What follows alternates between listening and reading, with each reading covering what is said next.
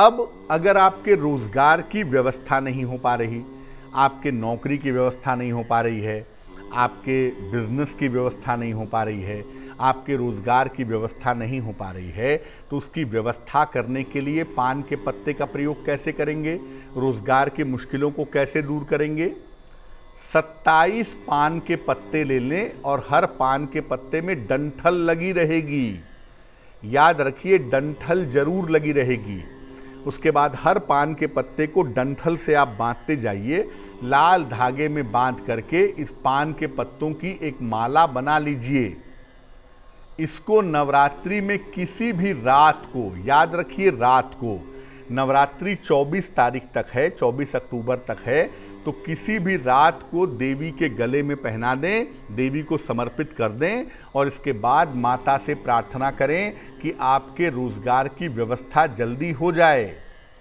ये उपाय आप किसी भी रात को कर सकते हैं नवरात्रि में, और आम तौर पर इस उपाय को करने के बाद 1 से 1.5 महीने में रोजगार की व्यवस्था हो जाती है।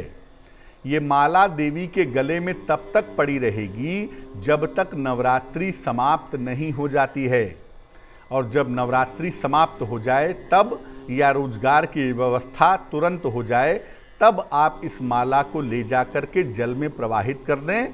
रोजगार की व्यवस्था होने तक इंतज़ार करिएगा। नवरात्रि समाप्त हो जाएगी तो भी ये माला देवी के गले में पड़ी रहेगी। जब नवरात्रि समाप्त हो जाए तब भी इसको मत हटाइएगा। जब आपके रोजगार की व्यवस्था हो जाए तो इस माला को निकाल करके ले जा करके बहते हुए जल में प्रवाहित कर दीजिएगा।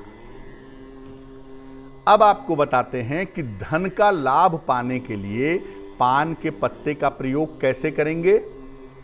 नवरात्रि में रोज शाम को माँ लक्ष्मी की कपूर से आरती करें। जितने भी दिन नवरात्रि के बचे हुए हैं उतने दिन में अब आप नियम बना लें, आज से ही शुरू कर लें कि रोज शाम को माता लक्ष्मी की कपूर से आरती करें। इसके बाद पान का पत्ता ले लें, उसको उल्टा कर लें। जो चिकना हिस्सा है वो नीचे, जो खुरदुरा हिस्सा है वो ऊपर।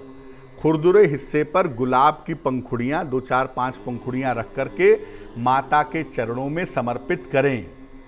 ऐसा जितने दिन नवरात्रि है उतने दिन आप करें। 24 तारीख तक रोज शाम को करें और बाद में इसको नवरात्रि के बाद जल में प्रवाहित कर देंगे। नवरात्रि के बाद भी आप ये प्रयोग लंबे समय तक करिए। हर पूर्णिमा की रात को माता लक्ष्मी की कपूर से आरती करिए और इसके बाद पान के पत्ते पर गुलाब की पंखुड़ियाँ रख करके माता लक्ष्मी को समर्पित करते रहें। आपके धन की जो तमाम बाधाएं हैं, धन की जो तमाम दिक्कतें हैं, वो दिक्कतें दूर हो जाएंगी। अब जानते हैं कि विजय प्राप्त करने के लिए पान के पत्ते का प्रयोग कैसे किया जाएगा।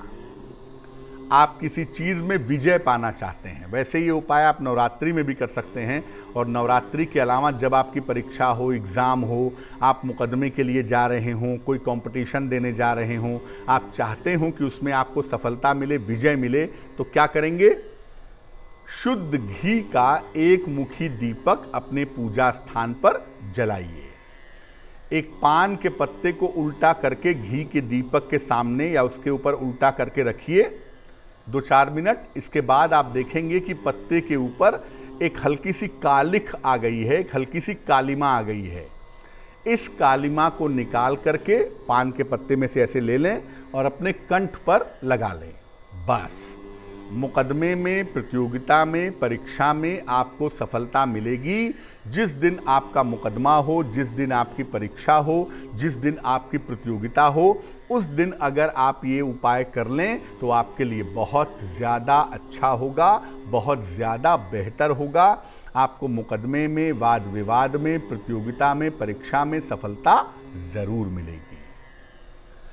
तो पान का पत्ता बड़ा चमत्कारी है, लेकिन एक बात याद रखिए कि पान का पत्ता जब भी आप प्रयोग करें चबाने के लिए, खाने के लिए, तो उसमें सुपारी तंबाकू मत डलवाइए। पान का पत्ता पवित्र तभी तक रहता है जब उसमें सुपारी तंबाकू नहीं रहता है। अगर आप सुपारी तंबाकू डलवा करके पान के पत्ते को चबाते हैं तो ये पवित्र नहीं रह जाता है। इसलिए पान के पत्ते को अगर चबाना ही है तो उसमें लौंग रख करके, मिश्री रख करके या गुड़ रख करके अगर आप चबाते हैं तो आपको फ़ायदा होगा।